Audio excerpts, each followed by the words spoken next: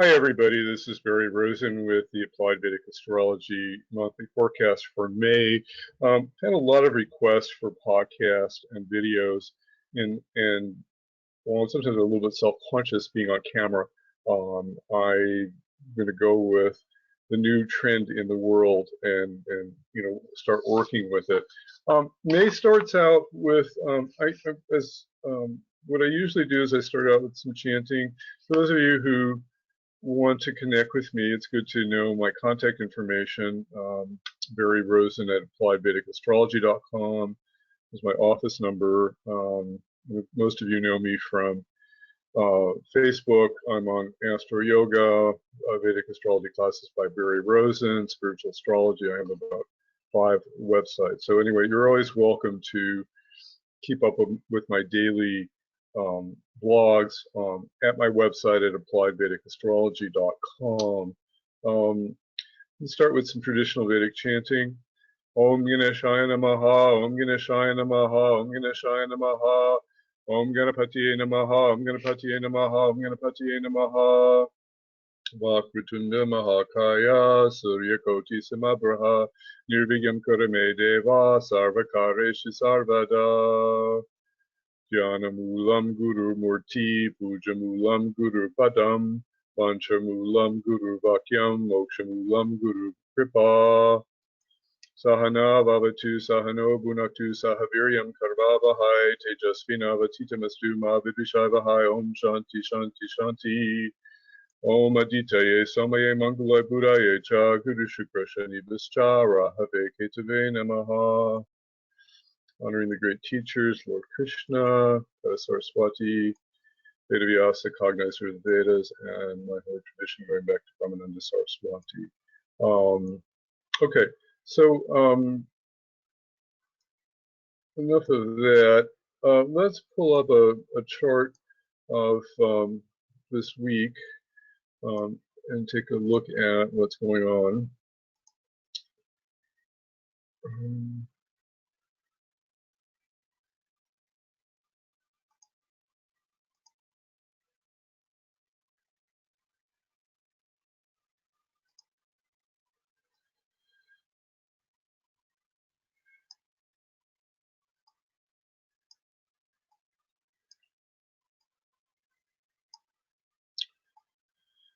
Tend to like to use the Southern Indian style. So let's get to May 1st here.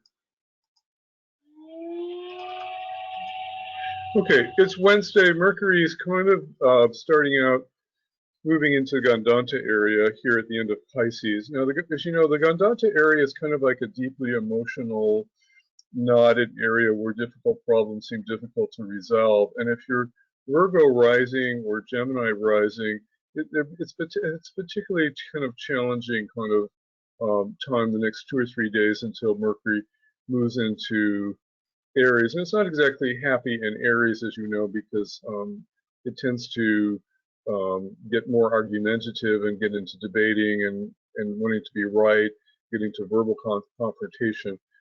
But at least it's we're going to get rid of some of the fuzzy mental energy that we've had in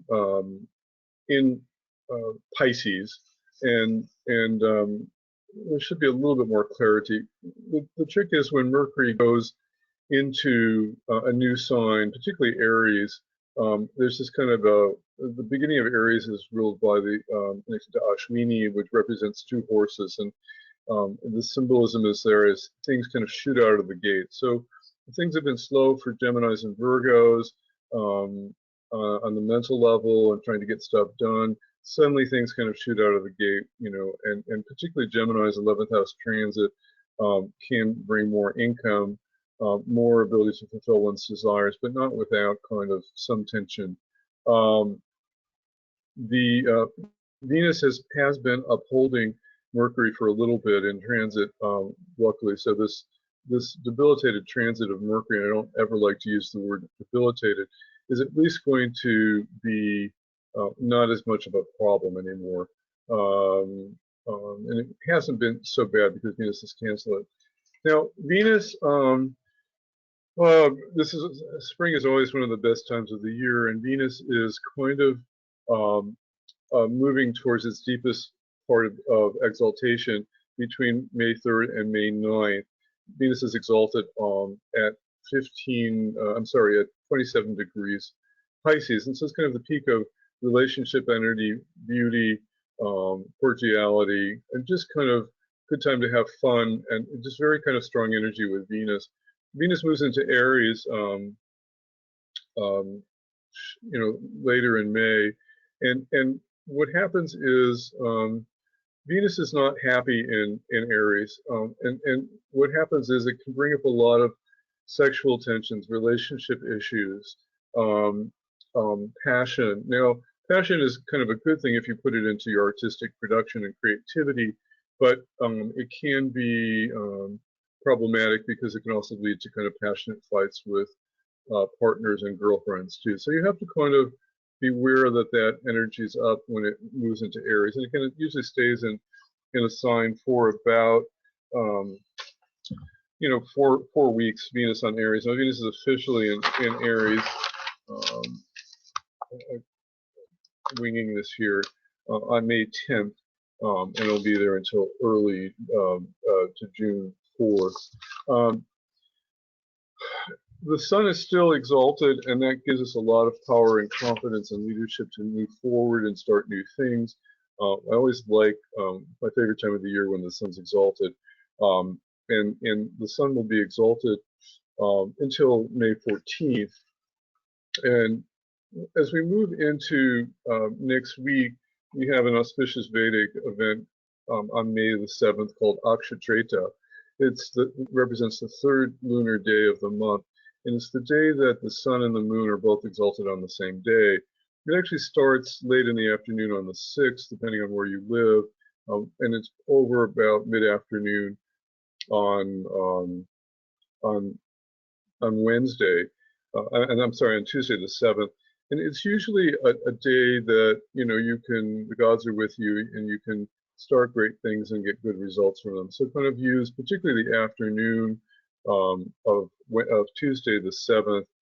Use that time to kind of start important things to fulfill your desires. I don't know why my screen is jumping, but we are having that experience here.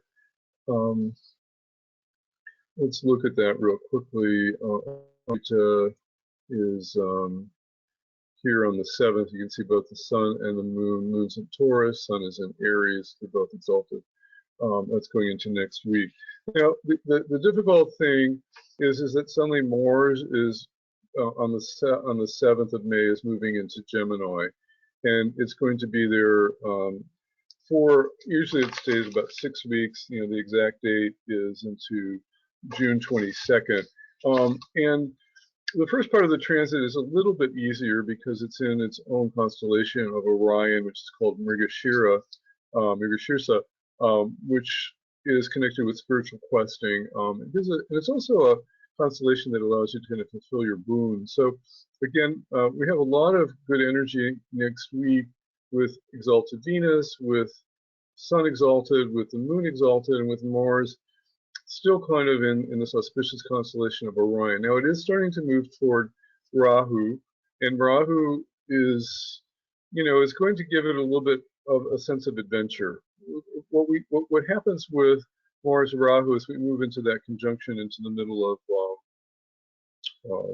into late June, is people get kind of more daredevilish. They kind of they get into kind of craving more adventure. So, people suddenly decide to climb a mountain or do something kind of adventurous and daredevilish. And often I see that happening on the roads, on the highway. If you drive a lot and commute, you see people kind of taking more chances on the road. So this is kind of a problematic. You have to kind of be careful and watch out for the other guy. And if you get too adventurous yourself, you have to kind of pull back. It can also increase violence too. It gets kind of messy when it gets really close. When they get really close together, usually it's not a problem. They're in different constellations of the zodiac. It's not going to be a problem until mid-June, when they're within 3 to 5 degrees from each other. But Mars is going to start kind of getting an aspect from Saturn here, and so this kind of Aries rising and Scorpio rising, and this is kind of a tense upcoming month for you. Aries can do a little bit better with it because it's a third house transit, but it can bring up a lot of sexual energy, a lot of kind of strong energy, and Mars in Gemini is going to be more argumentative by nature. It's going to be wanting again to get into fights. So at some point you're going to have Mars and Mercury exchanging signs between Aries and Gemini. So it's particularly going to create a lot of kind of fighting energy, a lot of argumentative energy, a lot of debating energy. You'll see a lot of contentious arguments on Facebook. It could bring up a lot of sexual energy. Also, Gemini is a very kind of sexual sign. The third sign of the zodiac, Gemini in Sanskrit is called Natuna, which means copulation. So Mars and Rahu and Gemini can be a little frisky, and certainly exchanging signs with Mercury is going to bring up some kind of energy in that way. So you have, if you have a tendency to get into trouble in that direction, particularly if you're Scorpio, this is an 8th house transit, or even if you're Aries, you're going to have to watch that tendency, because you could get yourself in trouble.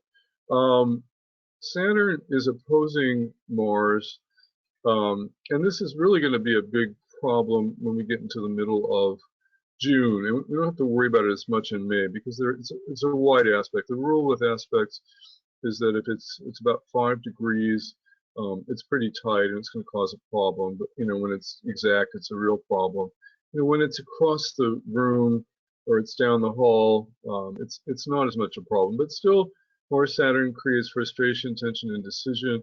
And Saturn K2 already is creating a lot of delays with retrograde Saturn. Now we have to be patient with everything. Everything takes longer, and you want to get it done now, but Mars wants to get it done now, and you can't.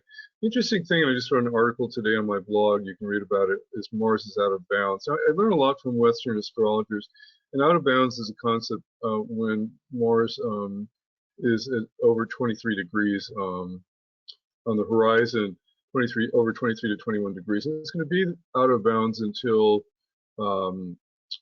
June 20th, I believe. Now, out of bounds Mars tends to have more bravado and more gusto. It tends to kind of be more adventurous. Again, out of bounds planets tend to exaggerate their energies. Katharine Hepburn had an out of bounds Mars, and she was almost thought to be kind of a man. She could keep up with all the men that she worked with, and she could be very aggressive with them. She had an extraordinary kind of Martian energy, very adventurous, very kind of, in a sense. So Mars out of bound planets, and we have Mars out of bounds, tend to exaggerate their energy. And so the good side of that for Aries and Scorpio rising is that maybe you have more courage to get things done. You get a lot more done. You have more energy. You're going to excel in athletics. I think this is a good month for the sports playoffs. We have the NBA and the NFL playoffs going on. A lot of extra energy to kind of see great plays, and people kind of pressing their Martian energy with competition and stuff like that. The dark side of this is happening in Gemini. Is people could get even more forceful in their argumentative energies. So that means they're they get into these heated debates, and they even if you don't control yourself, it gets into fisticuffs if it gets kind of intense in that way. So watch your Martian energy. If it seems to be a little bit too strong, I think in some ways it can be good. It can get a lot done, but you have to be careful on the road of other people driving. You can calm Mars with if it's too much pitta, so avoid spicy food this month. Drink more coconut water. Don't overheat yourself up at the gym. Do some quiet yoga meditation. You can listen to Hanuman Chalisa to kind of quiet Mars a little bit. We should look ahead a little bit to this opposition, which is kind of worst into about May 14th. You can see you've got Mars and Rahu conjunct here, which is like the peak of this kind of absurd violence and energy, and you've got Saturn K2 opposing them almost exactly. So this is kind of, last time we had something this intense was 1962 during the Cuban Missile Crisis. It happened between Capricorn and Cancer then, but you know, it can create a lot of intense energy. Mercury, which owns Gemini, is home here. Now, Mercury is actually going to calm the situation, because Mercury, when the landlord's at home, he's going to make sure that his tenants don't misbehave. So in a sense, the Mars Rahu energy may be a little bit more problematic before Mercury gets in here into late May. And again, Mars is probably the first week of June. Well, actually, Mercury will help save the situation a little bit, but we still have to kind of watch it. June's kind of an intense month. I wouldn't kind of plan really important things in June, because there's just going to be a lot of stress around them. We continue to have the Saturn K2 conjunction. It was exact in the me node system even yesterday, today, I believe, and it continues they continue within a degree of each other, and we have to be patient with Saturn K2. When things fall apart, I mentioned in my article last week about Saturn K2 that things kind of fall apart. They look good and they kind of fall apart. Even physical things, Saturn governs infrastructure, things fall apart. Last week, you know, the bearings on my wheels in my car came out and had to be replaced. My steamer that I used to steam vegetables kind of just stopped working after four years. My oven, which is a propane-based oven, started shooting flames and has to be kind of replaced. So things happen, and you have to kind of find equanimity. And when things start falling apart, you have to kind of ground yourself in meditation and yoga and breath work to kind of stay centered, so that when things fall apart, you're not like thrown off the edge. And they just fall apart. You can't do anything about Saturn K2. Saturn K2 can create depression. It can create you know, it's if you have that in your natal chart and it's hitting a key place, like it's conjunct your moon or your sun, it could create even suicidal tendencies. So you have to kind of be aware that, you know, that kind of energy is kind of nonsense. Seek help, get professional help, and just remember that those kind of thoughts, it's just Saturn K2 playing games here. And you know, we're not the mind, and we shouldn't buy into our mind and emotions, as dark and desolate as they may seem at times. So just be careful this year with Saturn K2. It can be depressing, it can create dejection, and you have to kind of stay on top of it, otherwise it will, you know, kind of overwhelm you. Jupiter is kind of in trouble still for a few more days. Let's get back to May 4th. Jupiter is in the Gandanta area. The Gandanta area starts at 2920 degrees, so probably into May 4th and 5th. We're still in the Gandanta. So Pisces and Sagittarius rising may feel very tired. They may have like deep emotional grunge coming up. The Gandanta area, particularly in Scorpio, is a place for deep emotional grunge to surface. And the good side of it is that Jupiter can kind of handle it. The Gandanta area for Jupiter is Pisces, which is its own sign. So it has the wisdom to kind of handle the emotional grunge and transform it here.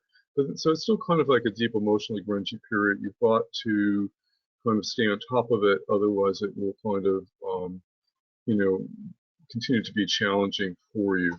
But again, some of that will lift as we get past May 5th, and then Jupiter going retrograde, you know, it stays retrograde into the summer, and we have to kind of just remember things take time.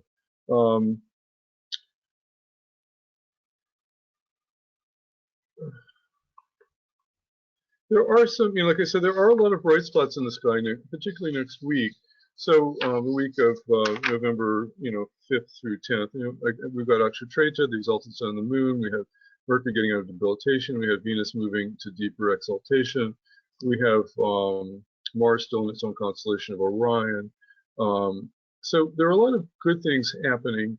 in the sky, and those good things may manifest on certain days. So Friday is a good day to plan things now because Venus is exalted and Venus rules Fridays. Thursdays is more problematic because Jupiter is still in the Gandanta. Mars is strong. Tuesdays are going to be strong still with Mars in Mrigashira, but Sundays are also a good day with the Sun exalted. Again, all this is very individual depending on what your chart is. Those of you who want to get my take on your personal chart, you can always sign up for a reading at appliedvedicastrology.com. My readings run anywhere from $195 to $225. And I do specialize in things that a lot of people don't do. I do investment readings for people who need to do major planning with finances. I do readings and ask for locality readings. I do relationship compatibility. A lot of people do that. I do all kinds of readings. I specialize in career and life purpose readings, and I really enjoy helping people kind of decide who they are and what they need to do. And a lot of things are changing now, so we have to kind of stay on top of our lives. And finally, I do teach classes. I have a new class starting May the 12th called Secret of the Houses. It's everything you want to know about houses that was afraid to ask. I have over 100 those of you who think, oh, I know houses, fourth house is mother, ninth house is father, you know basic things, but you don't. If you listen to my my YouTube channel where this will be posted, there's an intro tape on it.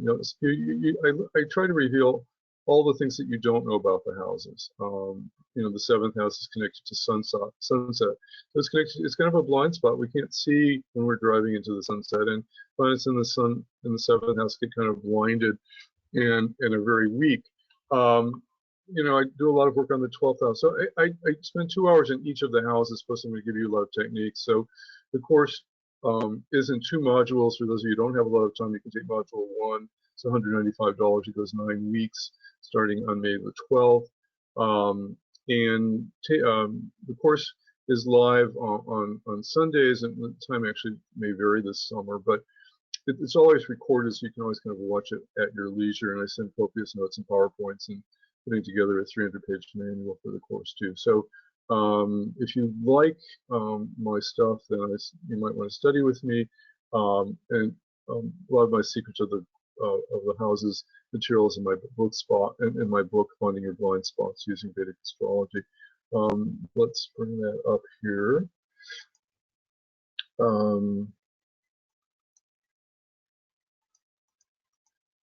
So this is available on this is my book. It's available on Amazon. It's got basic articles. I wouldn't say basic. It's got really deep articles on secrets of the houses, but it doesn't have nearly as much as going into this course. But if you want to learn more about the houses, that's one place to kind of study it.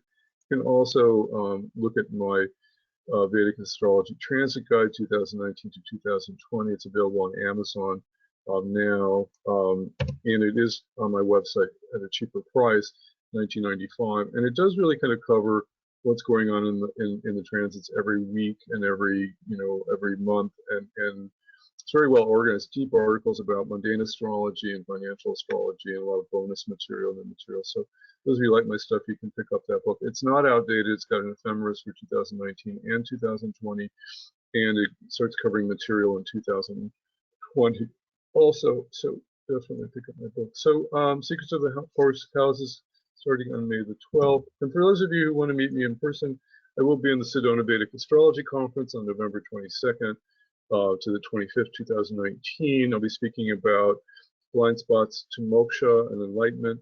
I have a 2.5-hour talk on that Sunday. Early bird registration is $245 through, I think, June. Dennis just sent me a notice. So great conference to go to. All the great people are going to be there, so definitely come and meet me. So that's with this month's Vedic Astrology overview. My goal is to maybe at least do weekly updates for you, but I just wanted to get something out because I had a little time today. So we'll see you. Look for our updates, and we'll look forward to meeting you all soon. Take care.